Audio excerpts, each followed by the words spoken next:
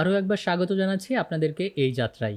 আজ আমরা শিখব কতগুলি অপশান দ্বারা এই ইলাস্ট্রেটর সফটওয়্যারে একটি স্ট্রেট লাইন তৈরি করা যায়। তাহলে চলুন শুরু করা যাক।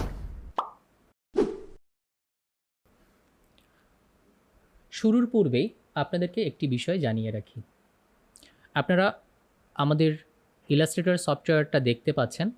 এখানে 5টি উপায় আমি আপনাদের সামনে তুলে ধরব, যে মাধ্যমে এখানে স্ট্রেট লাইন দেওয়া যায়। তবে নিজের সুবিধার্থে যে কাজটি করবেন, যে কোনো একটিতে খুব বেশি পারদর্শী হবেন, তাহলে বাকি 5টি নিয়ে আপনার এত মাথা ব্যথা অথবা এত কমপ্লেক্স তৈরি হবে না।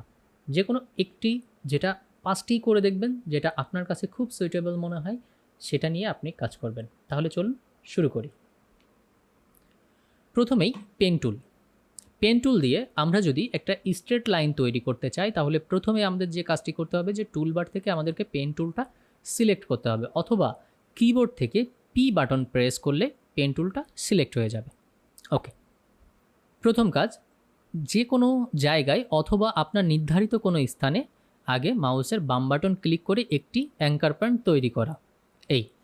এইবার এই স্ট্রেট লাইনটা আপনি কোন দিকে নিতে চান বা কোথায় নিতে চান, সেখানে আপনি জাস্ট একটা ক্লিক করবেন। তাহলে কি হলো, যে একটা স্ট্রেট লাইন তৈরি হয়ে গেল।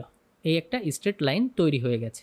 এখন ঠিক একইভাবে আমি যদি নিচের দিকে চাই, এই একটা স্ট্রেট লাইন ক্লিক করলাম, এই একটা স্ট্রেট লাইন ক্লিক করলাম, এই একটা ক্লিক করলাম, এই ক্লিক করলাম, এই ক্লিক করলাম,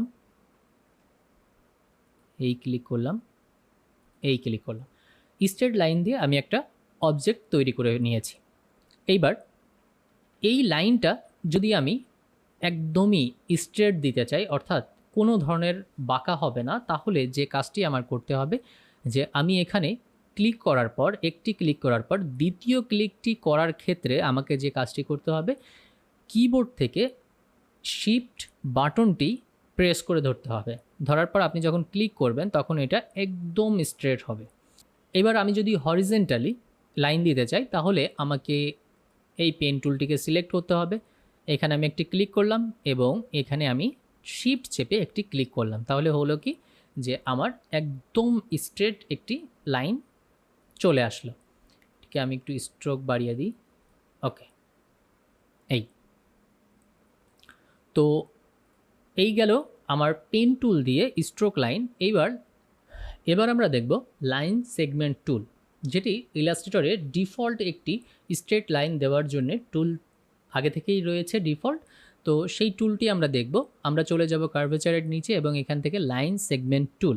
এই টুলটি একদমই পেন টুলের মতো করে আপনি জাস্ট মাউসের বাম বাটন ক্লিক করে ছেড়ে দিবেন না, শুধুমাত্র ক্লিক করে ধরে রাখবেন। ধরে রাখার পরে আপনি যেদিকে এটাকে মুভ করবেন, সেদিকে আপনি এটাকে রাখতে পারবেন। অর্থাৎ ছেড়ে দিলে আপনার লাইন তৈরি হয়ে গেল। আপনি এদিকে ছেড়ে দেন, লাইন তৈরি হয়ে গেল। আপনি বাম থেকে ডানে ছেড়ে দেন, লাইন তৈরি হয়ে গেল। এখন ঠিক পূর্বের ন্যায় একই কথা, যদি আপনাকে একদম স্ট্রেট লাইন দিতে হয়, তাহলে আপনাকে অবশ্যই কিবোর্ড থেকে ঠিক এইভাবে শিফট চেপে ধরতে হবে।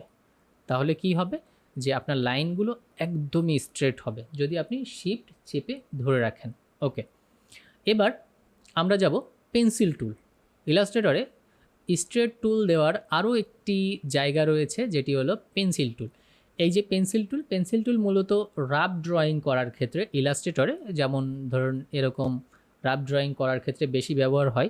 তবে যদি আপনি স্ট্রেট লাইন দিতে চান, তাহলে যেটা করতে হবে, যে আপনাকে শিফট চেপে ধরে ঠিক একটু আগে যেভাবে বললাম, সেমভাবে আপনাকে লাইনগুলো দিতে হবে। ওকে, এইবার আরও একটি অপশন রয়েছে, যেটা হচ্ছে পেইন্ট ব্রাশ টুল। এটি আপনি ঠিক একইভাবে শিফট চেপে ধরে এভাবে করে আপনি ছোট বড় এখান থেকে পেইন্ট ব্রাশের সাইজ, স্ট্রোক সাইজ আপনি সব চেঞ্জ করে নিতে পারবেন কন্ট্রোল প্যানেল থেকে।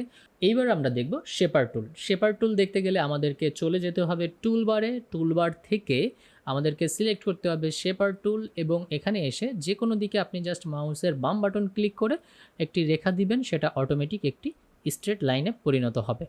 এই যে একটি স্ট্রেট লাইনে পরিণত হবে। আর যদি আপনি সেম পূর্বেরগুলোর মতো যদি আপনি শিফট চেপে ধরে রাখতে পারেন তাহলে যেটা হবে যে একদম স্ট্রেট লাইন হবে। তো এই ছিল ক্রিয়েটিং স্ট্রেট লাইন, অর্থাৎ এই যে 5টি অপশন, এই 5টি অপশন দিয়ে ইলাস্ট্রেটরে এই স্ট্রেট লাইনগুলো দেওয়া যায়, যার মাধ্যমে আপনি আপনার ক্রিয়েটিভকে আরও বেশি সুন্দর করে তুলতে পারেন। তবে এই 5টি টুলের মধ্যে যে কোনো একটিকে আপনি আপনার স্ট্রং জোন হিসেবে তৈরি করে নিন, তাহলে যেটা হবে যে লং টার্ম আপনার এটা নিয়ে কোনো মাথা ব্যথা থাকবে না। আশা করি বুঝতে পেরেছেন। আমাদের সঙ্গেই থাকুন পরবর্তী ভিডিও পর্যন্ত। লাইক, কমেন্ট, শেয়ার দিয়ে পাশে থাকবেন। ধন্যবাদ সবাইকে।